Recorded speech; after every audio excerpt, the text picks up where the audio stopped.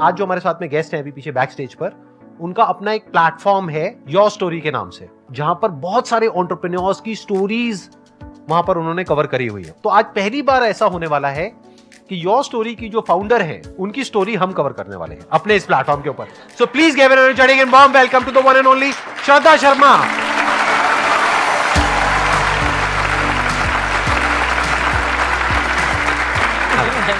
Please आइए। बहुत nervous हूँ संदीप, बहुत डर लग रहा है, मगर अच्छे हाथों में हूँ।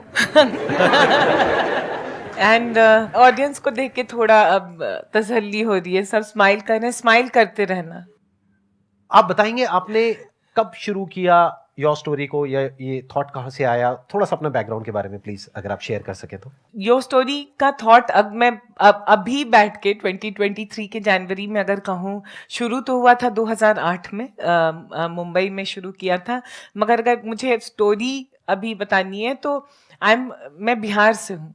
तो जब हम बिहार में ग्रो करते हैं और बढ़ते बढ़ते हैं, और ये मैंने कहा है बहुत बार, तो हम ये नहीं कहते हैं कि मेरा नाम श्रद्धा है, हम कहते हैं हमारा नाम श्रद्धा है, और हम आ रहे हैं और हम जा रहे हैं। और यही ऐसे करके मैं ग्रो की। और जब दिल्ली में आई सेंट स्टीफेंस कॉलेज में, तो सब मुझसे कहते थे कि श्रद्धा फिर से बताओ तुम कहाँ से हो। तो मुझे लगता था सब मुझे बहुत क्यूट फाइंड कर रहे हैं और बोल रहे हैं फिर से बताओ। फिर थोड़ा टाइम लगा, फिर पता चला कि एक्चुअली लोग मेरा मजाक, मुझे कोई क्यूट नहीं फाइंड कर रहा था, सब मेरा मजाक उड़ा रहे थे। और कहीं ना कहीं ये हमेशा लगा कि हम जैसे बात करते हैं, हम जो होते हैं, हम जहाँ से आते हैं, कितना ज़्यादा जजमेंट है उसको लेकर। And that was something that stayed with me always. जो क्वेश्चन, मेरे सवाल जो मेरे हमेशा जो मेरे दिमाग में रहता था कि हम क्यों जज करते हैं किसी को, कि वो जहाँ से आते हैं, हमारी कैपेबिलिटी और हम जो हर दिन अचीव करते हैं, that is a story and it defines a story. और जब मैंने योर स्टोरी मीडिया में गई तो वहाँ पे भी वो दिखा, क्योंकि मीडिया में it is all about I, me, my self, and जो सक्सेसफुल है, बड़ा है, उसकी स्टोरीज। तो 2008 में मुझे लगा जो हमारे जैसे लोग हैं जिनके माँ बाप शायद उतने रिच नहीं है, सक्सेसफुल नहीं है, और जो सेल्फ मेड हैं, और इसीलिए 2008 में मैंने कहा हर इंसान जो खुद के बलबूते पे कुछ करना चाह रहा है, जिसके पास बैकग्राउंड नहीं है, पैसा नहीं है, उन सब की कहानी, उनकी जुबानी सुनाएंगे। और तब यो स्टोरी शुरू हुआ, और आज 1.5 लाख स्टोरी हमने किया है पिछले 14 सालों में।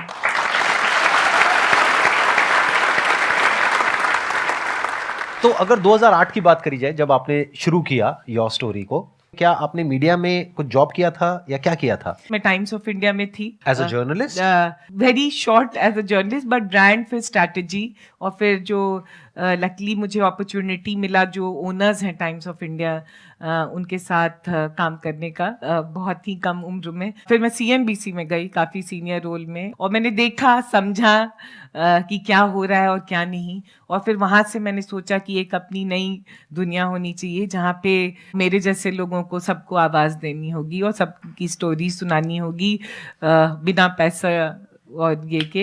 It was like a dream that I have to make this happen. तो ये तो हो गया आइडिया, जहां से आपके अंदर से आया कि ऐसा मैं कुछ करती हूँ। तो आपने वेबसाइट बनाई? हाँ। You were not from the tech background, तो आपने कैसे बनाई वेबसाइट? किसी दुखते रग पे मत कहो। अच्छा, नहीं, नहीं। सब कहते हैं टेक तो इंजीनियर नहीं है। हाँ, what are you, what tech startup? No. So मुझे लगता है जब बहुत ज्यादा मैडनेस होता है किसी चीज के लिए तो लोग आ जाते हैं। उस समय मैं मुंबई में थी, और मुझे याद है 2 लड़कों ने, IIT मुंबई के स्टूडेंट्स ने मुझे हेल्प किया था वेबसाइट बनाने में। उनके साथ कॉलेज में बैठी थी, उन्हें भी, and you know, and that's why I think that young people make things happen. लोग क्यों आए आपकी वेबसाइट पे? क्योंकि आपको पहले से लोग जानते थे, because you worked in these companies, CNBC और TOI में आपने काम किया था, इस वजह से आपके पास में आए लोग? ये बहुत अच्छा क्वेश्चन है एक्चुअली, ये बहुत सही सवाल है, क्योंकि जो लोग मुझे जानते थे, और वो बहुत बड़े बड़े लोग थे, तो मैंने एक कॉल किया कि मुझे इंटरव्यू में योर स्टोरी, सबको आवाज देना चाह रही हूँ, आप अपनी स्टोरी से शुरू कीजिए, क्योंकि कोई बड़ा आता है तो बाकी सब आएंगे, आ जाते हैं। तो बड़े लोगों ने मुझे बहुत अच्छे से कहा, very good idea, very good idea, all the very best. अभी तुम करो, हम आएंगे।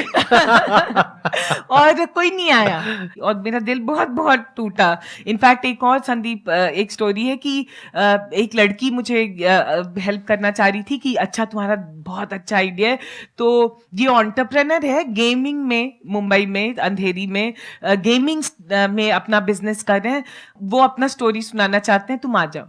तो मैं गई, ट्रेन लिया, पहुंची अंधेरी, 3rd फ्लोर में, आज भी मुझे याद है, और मैं बैठी हुई थी और वो सीईओ आया। Hi my name, I don't want to say my name is this, I said hi my name is Shraddha from YourStory. He said sorry कहाँ से? मैंने कहा योर स्टोरी से।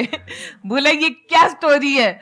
मैंने सोचा तुम CNBC से हो, ये तुम योर स्टोरी से। एंड देन वो जो लड़की जिसने इंटरव्यू सेट किया था उसको कहा कैसे कैसे लोग को उठा के ले जाती हो, आई डोंट इवन नो। आपके सामने ही बोलने लग गया ऐसे। और मुझे लगा उस समय भर भर के रोना शुरू करूं। मैंने कहा नहीं, इस आदमी के सामने नहीं रोऊंगी, क्योंकि वो बोला I will not give interview to someone, मैं ऐसे ऐसे किसी जिसको जानता नहीं मैं क्यों दूं इंटरव्यू। और मेरा दिल, क्योंकि मेरा दिल था कि आवाज दो, स्टोरी सुनाओ, और ये और ऐसे। मैं उस दिन 3rd फ्लोर से चल के नीचे आई और पता नहीं आंख से आंसू आया, और मैंने कहा एक दिन जो स्टोरी को बहुत बड़ा बनाऊंगी, और दुनिया में जो भी हैं और यंग लोग हैं और जितने स्टार्टअप्स हैं और जितने लोग कुछ करना चाहते हैं सब इस प्लेटफॉर्म पे आना चाहेंगे।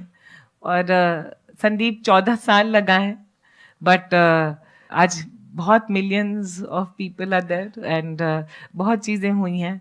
जब मैंने प्राइम मिनिस्टर का इंटरव्यू किया, जब मैंने रतन टाटा, आज दुनिया भर के बहुत सारे और इंडिया के बहुत बड़े बड़े लोगों सबको आई थिंक ऑलमोस्ट सारे एंटरप्रेन्योर्स आपके वहां पे कवर हो रखे हैं। आज की डेट में आपकी जो कंपनी है उसकी वैल्यूएशन है around $40 million, if I am not wrong.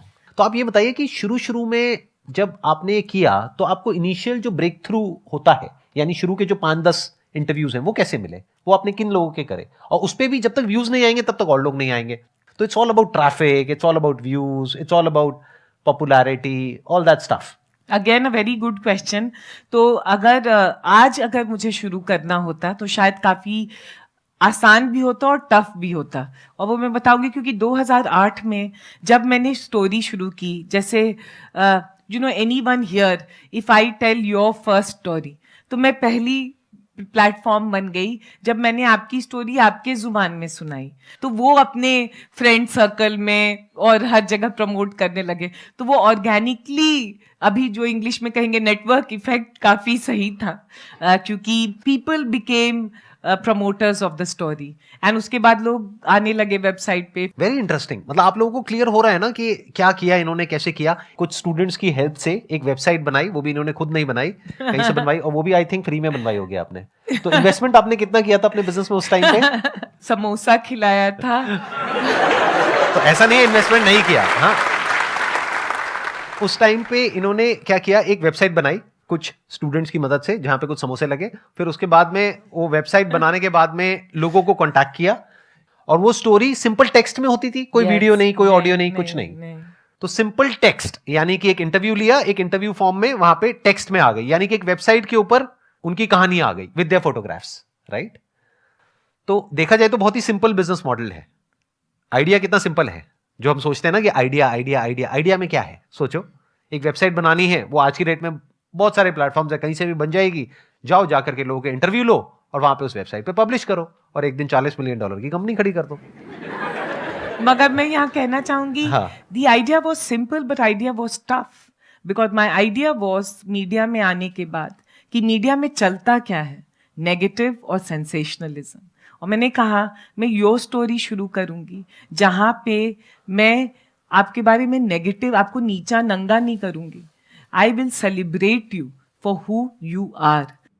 जो तुम्हारे अंदर अच्छाइयत है वो दिखाऊंगी, एंड वो 14 साल तक कंसिस्टेंटली दिखाना in a media space which is not positive, is always judgemental, was toughest part of running this business. ये तो हो गया कि आपका आइडिया कैसे स्प्रेड हुआ। ये आई थिंक सबको क्लियर है ना कि इनका आइडिया स्प्रेड कैसे हुआ। This is a perfect example of viral marketing, जिसको आज की डेट में हम बोलते हैं। वायरल मतलब क्या होता है कि जो अपने आप वर्ड ऑफ माउथ से स्प्रेड हो जाए। एडवर्टाइजिंग से आपको एक बार स्पाइक मिल सकता है, लेकिन अगर प्रोडक्ट में दम नहीं है तो वो वापस से नीचे गिर जाएगा। इन्होंने कोई एडवर्टाइजिंग नहीं करी, नहीं, सिर्फ एक वेबसाइट बनाई, वहां से कुछ लोग आए, उन्होंने आगे लोगों को बताया, फिर वहां से कुछ और लोग आए, उन्होंने आगे लोगों को बताया, धीरे धीरे वो बड़ा होता चला गया, धीरे धीरे वो फैलता चला गया और फैलते फैलते मिलियंस ऑफ पीपल तक फैल गया। आज की डेट में कितना ऑर्गेनिक ट्रैफिक है आपकी वेबसाइट पे? 10 मिलियन 10 मिलियन पर मंथ और per year? Per month. Per month 10 million मतलब 1 करोड़ लोग यहां पर आते हैं इनकी वेबसाइट पे हर महीने, विच is not a small number, which is a good number. 5 million subscribers हैं। उन्होंने न्यूज़लेटर के लिए सब्सक्राइब किया हुआ है, yes. 5 मिलियन सब्सक्राइबर्स हैं और 10 मिलियन यूजर्स हैं। तो अब समझते हैं कि इसको आपने मोनेटाइज कैसे किया। ये तो हो गया शुरू में जहां से आपका प्रोडक्ट वायरल हुआ। अब दूसरा चैलेंज आ जाता है मोनेटाइजेशन, यानी कि यहां से पैसा कैसे कमाया। संदीप, पहली बात मुझे थैंक करना है, पहली बार ये सब क्वेश्चन कोई मुझे पूछ रहा है। यूजुअली आप पूछते हो। नहीं, और यूजुअली कोई सोचता ही नहीं है कि सुनना चाहिए या it's worth it, but I am thankful that you are telling in India my story, क्योंकि मैंने 14 साल से मेहनत करके एक प्रॉफिटेबल सस्टेनेबल बिजनेस बनाया है। तो कैसे पैसा शुरू किया, तो आइडिया तो बहुत रोमांटिकली कि सबकी कहानी सुनानी है दिल से, दिमाग यूज ही नहीं किया। फिर पता चला दिमाग नहीं यूज किया है, क्योंकि पैसा कैसे बनेगा। स्टोरी स्प्रेड हो रहे हैं, सब कोई लव कर रहा है स्टोरी और सबको बहुत वैलिडेशन मिल रहा है, मगर पैसा कैसे बनेगा, बहुत बड़ा सवाल था मेरे सर पे। और मिडिल क्लास से आने से, और जहाँ से जिस बैकग्राउंड से मैं आ रही थी, मेरी मदर और मेरे घर में पैसा कमाना बहुत इंपॉर्टेंट था, क्योंकि ऐसा नहीं था कि कोई घर से पैसा भेज रहा था या कुछ वो था। तो स्ट्रेस भी काफी है और पैसे को लेके काफी स्ट्रेस होने लगा। और प्लस आप एक सेफ और सिक्योर जॉब कर रहे थे जिसको आपने छोड़ा था, जहाँ से पैसा आ रहा था। और यहाँ पे कितने टाइम तक पैसा नहीं आया था योर स्टोरी शुरू करने के बाद में? 1 साल तक। 1 साल तक कोई पैसा नहीं आया? नहीं। तो 1 साल तक आपने कैसे सर्वाइव किया अपनी सेविंग्स के बेस पे? पागल हो गई थी मैं। क्योंकि पैसा बहुत ही इंपॉर्टेंट चीज था मेरी जिंदगी में, एंड सेविंग था और ट्रेन से चलती थी। जैसे आज अच्छे दुपट्टे पहने, उस समय शॉपिंग कुछ भी नहीं किया।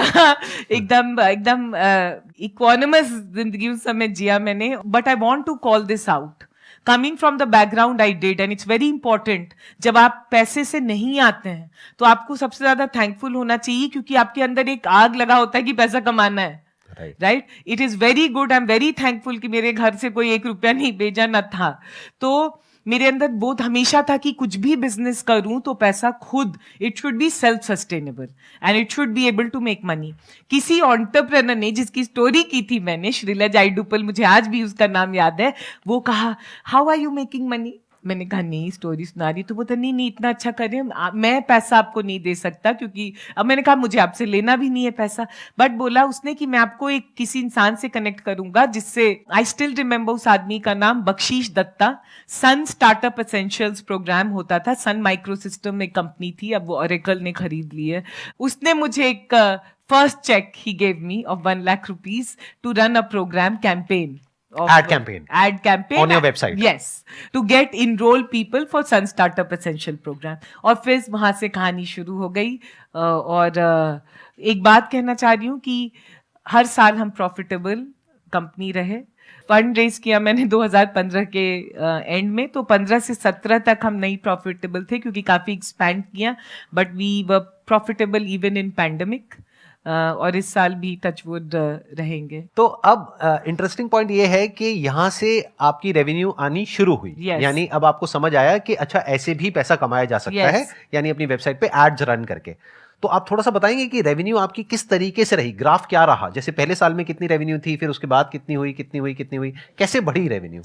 जहां पे मैं सोचती हूँ कि मैंने डिसरप्ट किया मॉडल कि एड से पैसे नहीं कमाए, क्योंकि एड जो होता है वो अगर देखिए तो उसके लिए 100 मिलियन 1 बिलियन व्यूज और ये सब उससे स्केल का पैसा बनता है। तो मैंने देखा, मैंने B2B मीडिया बनाने, बैकएंड मॉडल B2C था स्टोरीज, बट बैकएंड में मैंने कहा B2B, जिन सारे जो स्टोरीज कर रहे हैं उसमें काफी डेटा और इंटेलिजेंस मिल रहा था। एक कोट है, ब्रेने ब्राउन कहती है, stories are data with souls. So there was a very strong data and intelligence that started getting built on the background. और फिर हम उसको लेके जैसे B2B journals and trade bodies do, हमने काफ़ी मीटअप्स किए तो उससे पैसा बना. सेकंड हमने एक प्रॉपर्टी 2010 में शुरू किया है, अभी 13-14 साल हो गया है, टेक्स पार्क्स करके. वो काफ़ी बड़ा स्टार्टअप में सबसे बड़ा इवेंट होता है, दुनिया भर से लोग आते हैं उसको अटेंड, तो वो एक बहुत बड़ा आईपी बना. थर्ड हम रिसर्च रिपोर्ट्स काफ़ी निकालते हैं और ये सब करते हैं. चौथा मैंने कहा न्यूज़लेटर सब्सक्राइबर्स, क्योंकि ये टॉप एंटरप्रेन्योर सीईओज ये सब तो हैं. मेलर्स भेजने के आप हाँ, पैसे लेते होंगे, ये राइट? वो भी हाँ, है. वो होता होगा. अभी वीडियो कैंपेन्स काफ़ी करते हैं तो उसके लिए आते हैं अगेन कॉर्पोरेट्स. प्रॉपर्टीज बनाए जैसे मनी मैटर्स, ये सब करके सीरीज हम चलाते हैं. तो अब ये सब बहुत सारे once you have the trust, goodwill, brand, data and insight, तो पैसा बन जाता है. एक्सीलेंट जी.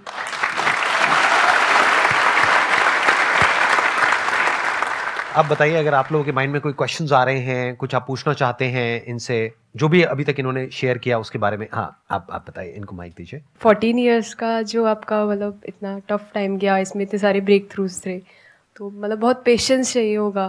तो उस टाइम पे ऐसा क्या था जो आपको इतना ज़्यादा मोटिवेटेड किया? मोटिवेट दो चीज़ें मुझे अभी अगर मैं आंसर करूं, मुझे मोटिवेट किया. पहले तो ये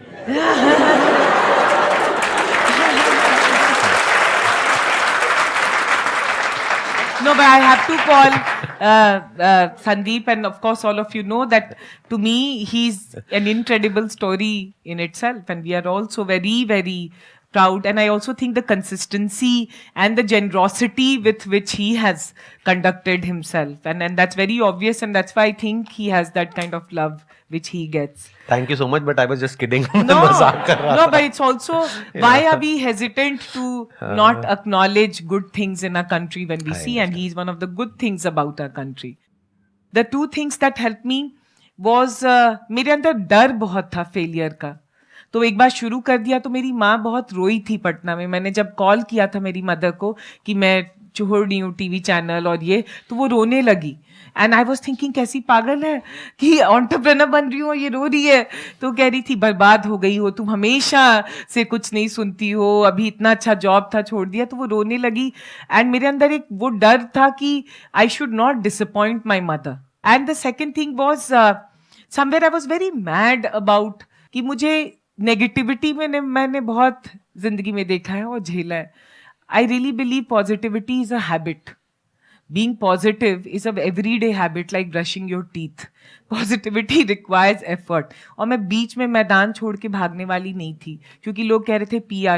I said आज this is not PR. This is being the ability to appreciate each other. तो वो भी एक जुनून था कि करना है, addiction.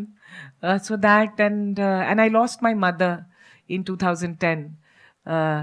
फिर एक वो भी था that she never got to see and that's why I wanted to do. So बहुत सारी चीज़ें थी, दौड़ाते रही और entrepreneurs थे, बहुत प्यार मिला है. I'll be lying if I don't tell all of you that I got a lot of love from entrepreneurs. क्योंकि पहली बार किसी के साथ खड़े हो जाओ तो लोग भूलते नहीं हैं. Yeah. It's such an interesting story. Thank you.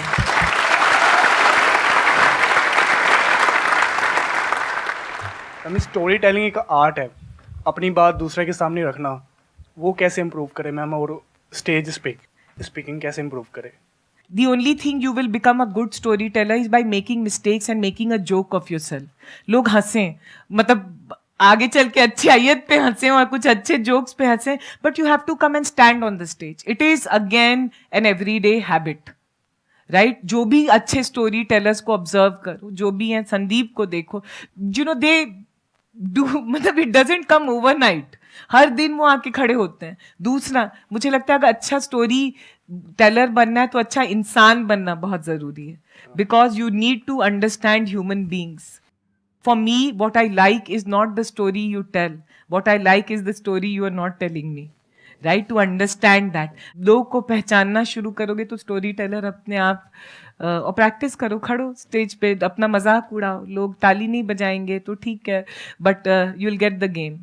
Story telling में क्या होता है, जैसा कि इन्होंने कहा कि अपना मजाक उड़वाने के लिए हमको हमेशा तैयार रहना है, यानी कि जो सच है जैसा है वैसा बोलने का दम रखो। Yeah. क्योंकि अगर आप अपने आप को परफेक्ट दिखाओगे हमेशा, तो सामने वाला इंसान समझ जाएगा कि आप एक्टिंग कर रहे हो, और एक्टर्स को कोई नहीं देखना चाहता, even if it's a movie आप एक्टर्स को देखने के लिए जाते हो या कैरेक्टर को देखने के लिए जाते हो? तो आपको क्या करना होगा कि एक्टिंग नहीं करनी है, जो एक्चुअल में जैसे हो जो हो बोल दो, और वही चीज कनेक्ट करेगी, and that is story telling. मतलब कि सामने वाला रिलेट कर सके। वो रिलेट तभी करेगा जब आप बिना किसी फिल्टर के बोल रहे हो, अंदर से जो हो जैसे हो बस बोलते चले जा रहे हो, सामने वाला भी अपने आप ही उस जोन में चला जाएगा। वो कहेगा अरे अरे अरे अरे, मतलब एक ऐसी कहानी उसके माइंड में बिल्ड हो जाएगी। अगर if you talk about great story telling, एक स्टोरी टेलिंग हो सकती है which is like fake story telling, उसको आप सुनोगे पढ़ोगे और भूल जाओगे एक दिन में। बट कुछ ऐसी कहानियां होती है जो अंदर टच कर जाती है, मतलब याद रह जाती है। जैसे अगर मेरी बात करी जाए तो मेरे दिमाग में एक मैंने बायोग्राफी सुनी थी डॉक्टर एपीजे अब्दुल कलाम की, वो कुछ टच कर गया था। There was an honesty in that story. तो if you want to be a great storyteller, तो बी ऑनेस्ट, बी ऑथेंटिक। किसी के जैसा बनने की कोशिश मत करो। जो आपकी कहानी है, जैसी कहानी है, बिना ये सोचे कि हाँ उसका कुछ अच्छा हो रहा है, बुरा हो रहा है, ये हो रहा है, वो हो रहा है, whatever it is, without thinking of the consequences और आउटकम, जस्ट से इट।